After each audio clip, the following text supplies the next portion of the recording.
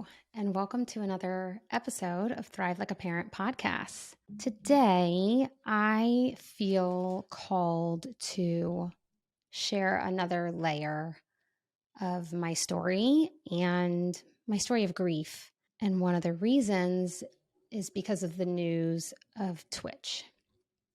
If you haven't heard, Twitch worked for Ellen for many, many years, and he's a dancer. And I've watched him from the moment he stepped onto So You Think You Can Dance to, watch his career. This part of my story needs to be shared because it's the same feeling that everyone walked away with when Jonathan died, which is shock. It wasn't a shock to me, and I don't know if it was a shock to Allison, but it was a shock to every single person who knew Jonathan. And I feel that if you yourself are struggling, this will be of benefit, as well as if you are a caretaker or a support to anyone, your spouse, your friend, any loved one who is not doing well mentally, emotionally, physically, like all the different things. Because as a caregiver, this is important to know. After I share with you some of my personal stories, I'm going to talk with you about what it looks like to support a loved one through mental illness. And I've been asked that over and over and over, like, what do I do? Like, I'm trying here, but like, what do I do? Yeah. And so if that is you, please stick around because I look forward to being able to express those things to you of what you can do for you, because that is just as important. I think the main theme we have seen from Twitch's passing is that mental illness and depression and anxiety and whatever the darkness he had was, it doesn't always look like you think.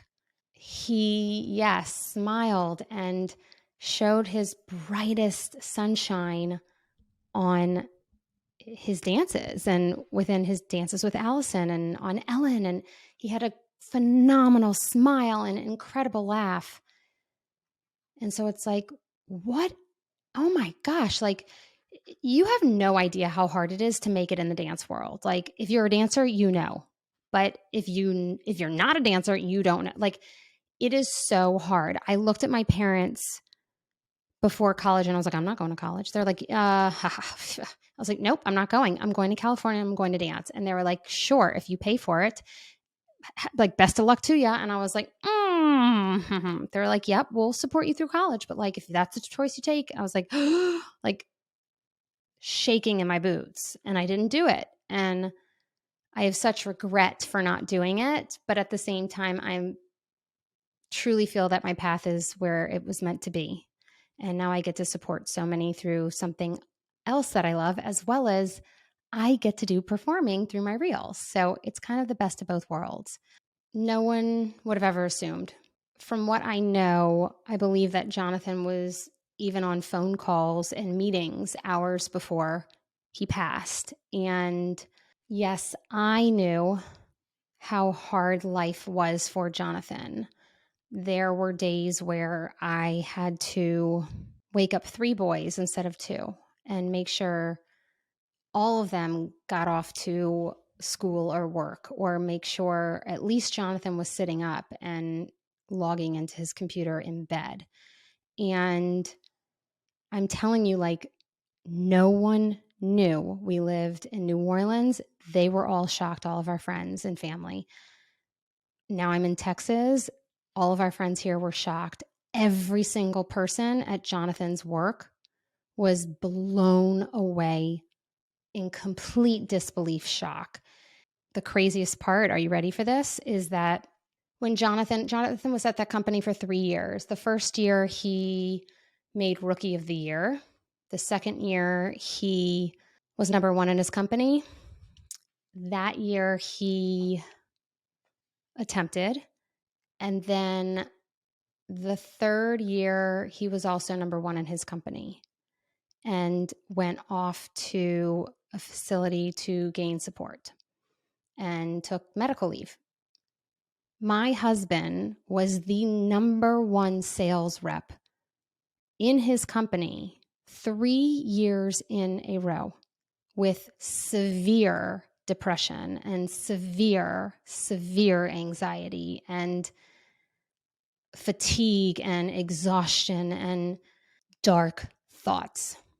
After Jonathan's passing, of course, I've done so much emotional healing and work on myself and trying to put the parts and pieces together, because even though I knew that this was a possibility, and like I just said, he had attempted, so that in the past this has happened, yeah, more than once, and I knew it could happen. But yet I knew it could happen, but like, I can't believe it happened. Like, I can't actually believe he did this. Like, I cannot believe it. Jonathan passed in April. He was doing phenomenal in his job the first 3 months of that year of 2021. He would have crushed it. He was getting back on track of figuring out this life of us not being together. And it's right. It's like, but so as I've pulled all the pieces together, this is my opinion. And I'm sharing this with you because it may help you understand maybe individuals that you know in your life who this has happened to, or maybe your own spouse who is struggling with this, or trying to put the pieces and parts together of even figuring out how to rack your brain around Twitch's death, right? So I believe that the facade for Jonathan, right? It was so immaculate. It was so phenomenal. Not one person had anything negative to say about Jonathan. They, meaning outside, externally, outside the walls of my home, they saw the best version of Jonathan. But when Jonathan was in the home, in his safety, in his most trusted space, he was his most authentic and most vulnerable and most true self. He was able to take the mask off and just show me some of it. As much as he showed me, I moved through a lot of parts and pieces as I processed all of this. Like, as much as I saw him in pain and as much as he discussed his depression and darkness, like, it must have been 20 times worse than he ever showed. Must have.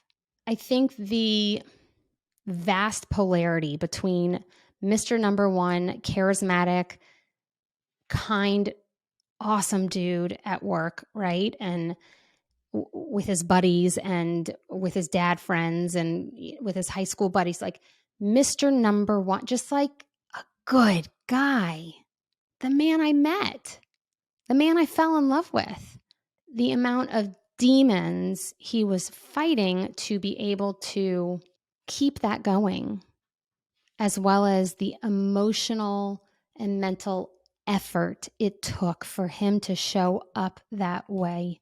I started to see it dwindle. I have this video of him from one of his last birthdays. We were together and literally videoing him with the kids by his side. We're saying happy birthday to you, and he's in fog. There's friends all around us. It just looked like he had 10 pounds of sand on his back, but he could get through it without everyone knowing, because he could push a little towards the end. And I think that is what equates to the shock, is like, but I don't understand. Like, Twitch was just smiling in a reel, right? That doesn't necessarily mean that that's the truth.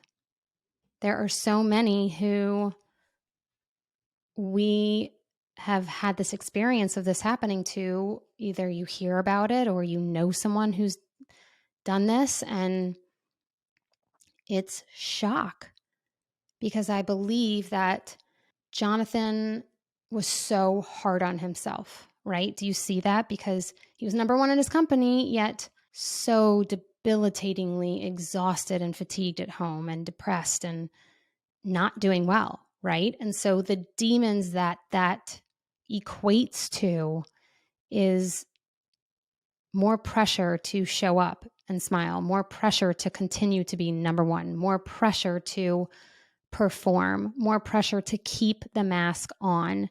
And then I believe that Jonathan ripped himself apart for how hard it was to continue being that version of himself. I think that a lot of what we see in today's world is keeping up with the Joneses, keeping up financially, keeping up, I don't know, skin, hair care, whatever that is, right? Like, I do my jam, but what that means is I'm trying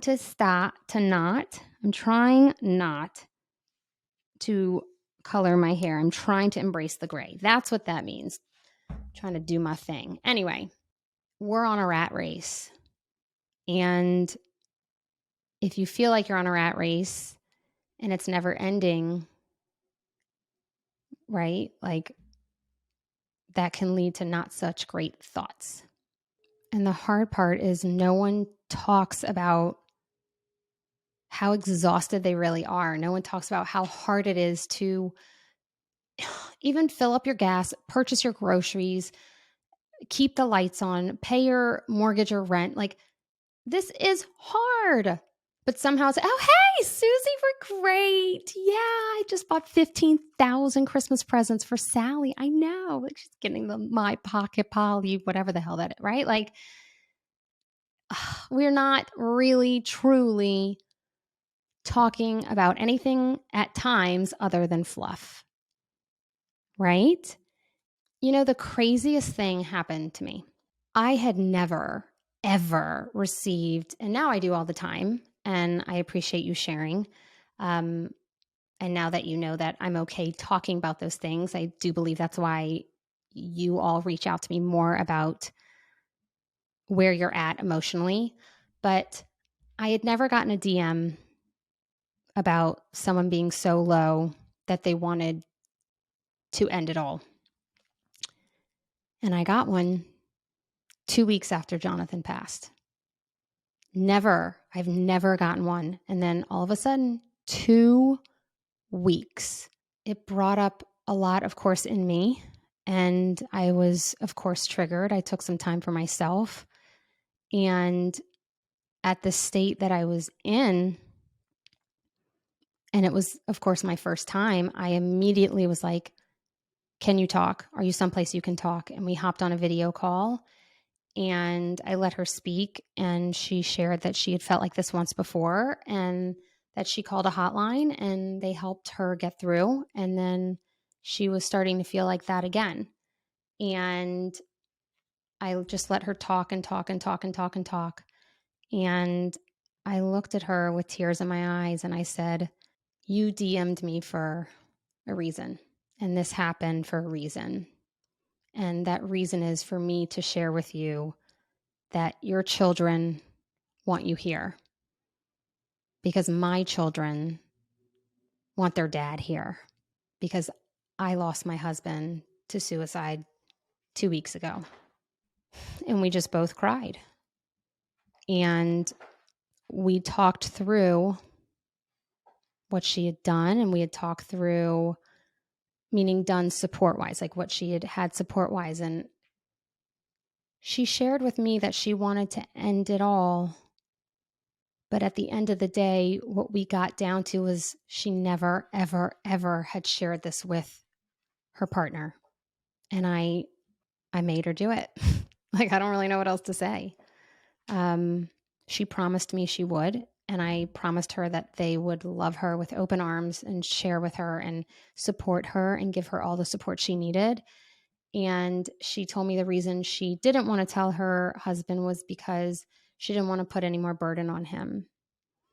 And we DM'd throughout the weekend, and I checked in on her and made sure she was doing well. And then I asked if she was able to share with her husband yet. And she said no. And I said, your deadline is Sunday. And she said, I promise I'm going to do this. And she did. And then we talked back and forth again, and she's doing okay now. We kept in touch for a really long time, but it's because she was able to have someone share with her how okay it is to talk about the hard things. Jonathan did not talk about or share or lead on or show or demonstrate or give a tiny little glimpse to anyone. No one knew. I was at Miraval this summer. I go there to regulate my nervous system, take some time for me. My mom takes the boys. It's fantastic for me. And I did this new activity this year I've never done. And you go paint a horse. I'm like, oh, I'm not going to like this. It's fine. Like, whatever. But I'll try it because I'm so open and I'll go try everything. And it's pretty cool because I'm here and blah, blah, blah. So I went, and there were, I believe, 4 of us, women, all women. And last year when I went, when I tell you I was like a sack of crying potatoes on the floor, like, I mean, I should have worn a fanny pack with like Kleenex in them, like constant. I would get into any sort of anything at Miraval, any of the activities, and they'd be like, please share your name. And I'd be like, hi, I just lost my husband. And then like I just let it out. Like I just let the waterworks come, and I did so much healing. And when we all went around and shared for this particular activity this past summer, the women were so closed off into, well, I'm just here with my girlfriend, just wanted to get away. And, that's fine. Like, totally. Like, you get to decide how much you divulge. And I'm the one that's like word vomiting my vulnerability over here. Yeah. Really, really soaking it in and like taking advantage, right, of all that they have to offer. When it gets around to me, of course, I'm doing a little bit better this year than last. And I explained, that I came last year and I did a lot of mourning and grief around Jonathan's passing, and it was so healing for me. And we had the same instructor, so I loved seeing her there. And it was just a wonderful healing experience. And I was really excited to be out there with the horses again. And I got to see the horse that I worked with last year, and it was just beautiful to see the difference between last year and this past year. And so we go and start painting the horses, and me and tracking my nervous system, I recognized that I was doing really small strokes in the beginning and really trying to make it fine tune. And then I somehow was able to kind of let go and just do really large, beautiful strokes. And while we were doing it and painting the sides of our horses, our leader was coming up to us and saying, talking about it, talking through some things, helping us, do some processing, all the different things. And one of the women kept checking in on her friend. She was like, you all right down there? How you doing? Like every now and then. Then the leader went up to her and she was like, hey, she's got this, like everything going okay? And she's like, well, she's going through a lot. And gosh, I shouldn't even tell you this, but like she, is considering divorce, and like she's talked about like ending in suicide this weekend. And like, I'm just trying to, check in on her. And I was like, ding, like my brain just like boop went off. And I was like, oh boy, Miss Nosy over here couldn't help herself.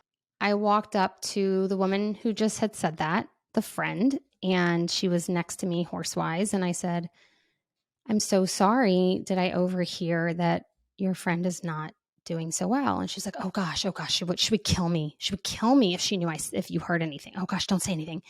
And I was like, absolutely, like I understand.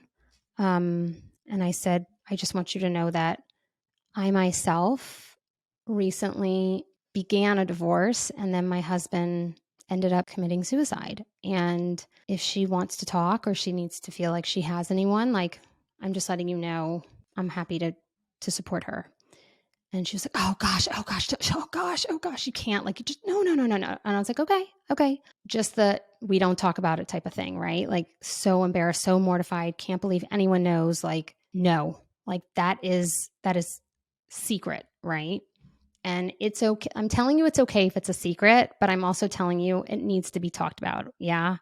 So I walked back to my horse after I was nosy. Like I'll totally fully take that on. Like I'll totally admit that, right? Like I butted in. Yeah. I have a tendency to do that. Can't help myself. I really care about people. Anyway, all of a sudden I got angry.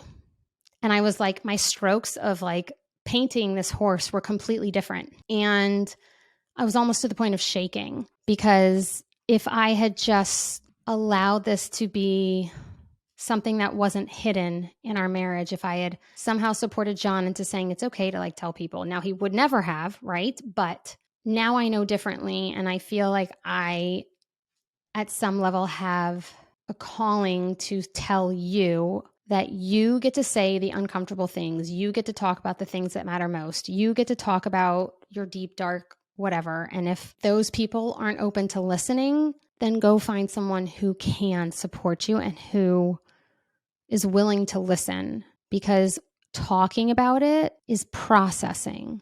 One of the reasons that I do voice messaging with any of my one-on-one clients and any of my Thrive moms is because I need you to practice word vomiting. I need you to stop holding on to it yourself. I need you to let it out and not just hold on to it and deal with it yourself. Like pop the balloon and just deflate it out. Like just go. It feels so much better. Like it just does.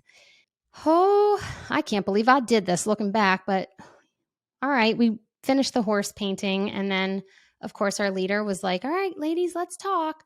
Like, how did it feel for you? How was it for you? And so when we get around to me, you know me, I'm like all open. I'm like, talk it out, like share it, right? Like complete opposite of these two women. And I shared the story and I was like, and I looked directly at the woman who was struggling. And I said, and I, of course, looked at the friend and I was like, I'm so sorry. Like you've done nothing wrong.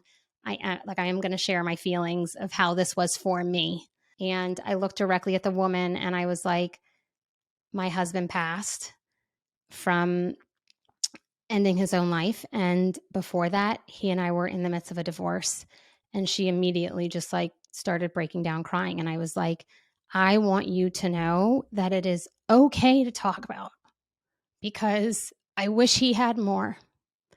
And you're not broken. You're not crazy. And you don't have to do this alone. And there are people who will listen as long as you need. You do not have to feel like you're occupying people's time or a burden, or like you're not a burden. You're not. I supported and listened to Jonathan for 10 years. 10 years. And yes, does sometimes darkness win? Sadly, excruciatingly, painfully, yes. I'm not saying that if you do that, I promise you this person will stay. Like, I'm not saying that. But the place to start is by talking, saying the uncomfortable things and sharing the things that you feel like you need to hold on to on your own. I want you to talk, and I want you to keep talking and talking and talking and talking and talking and talking. Yeah, like it's okay. And if you don't have anyone, I would love to support you. My team would love to support you. We do that in Thrive every single day. And the healing you get from that and the allowance to be like, okay, it is totally okay to share my feelings. Totally. What you get out of that, it's like relief. Think of how you feel when you first walk in maybe to a therapy appointment and how you feel at the end, maybe how you feel the next day, right? It like takes the edge off. And I want you to know that your words matter. So for those who are supporting loved ones through mental health, I get those DMs so often. We've done everything. I don't know what to do. Like, what do? I wish they would get some help. Like, I hate this saying, but it's, you can lead a horse to water. Like, I hate that. I hate that I have to tell you that. Like, I cannot say that enough, because I spent 10 years trying to figure out how to help him. And I didn't save him. But what I recognized was that wasn't my job. And I couldn't be responsible for that. And so if you are the one who is supporting a loved one with mental illness, the best thing I did for myself was finally not just a therapist, but like finally invest in some serious, really baller support with voice messaging like I offer, like with all of the things. And it transformed my own life on the way to my own healing. I know you, if you're taking care of someone with mental illness, I know you're going above and beyond and you're doing your caretaking role.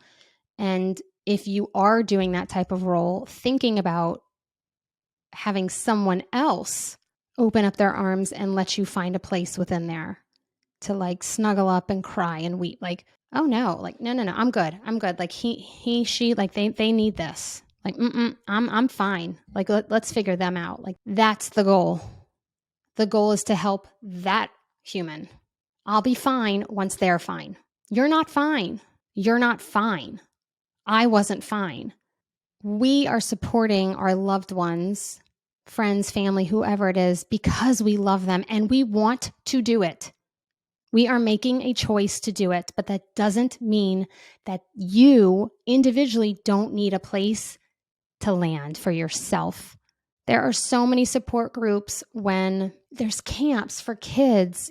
There are so many support groups for spouses who are dealing with a loved one who has cancer, or camps for kids whose parents have passed from this and that.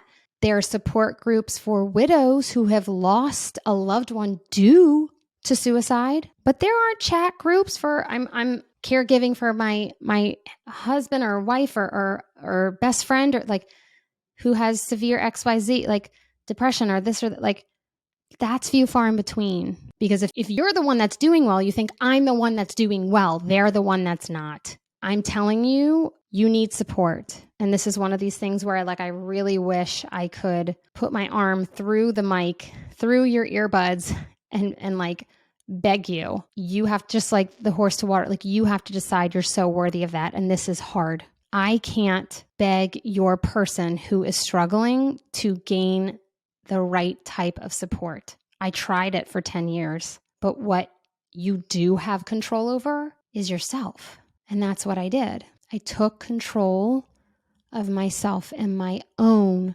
well-being because my children needed me. And I was drowning. I was absolutely drowning. And I didn't even recognize how badly I was drowning until I started feeling lighter. My sunshine came back, and I was still able to support Jonathan through it. If you need support, please reach out. If you know someone who could benefit from this particular podcast, please send it to them. Help me help whoever needs it. While I don't take on the responsibility of the world or all the humans in it, I feel called to share in this way, and I feel called to help others and say certain things that aren't shared enough. And as always, I can't thank you enough for being here and listening and being part of my community while I talk about so much, right?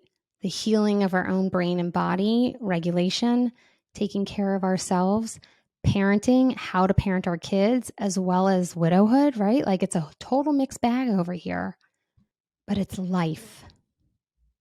It's real. And that's the way the cookie crumbles. So until next time, take care of yourself. XOXO, Dr. B.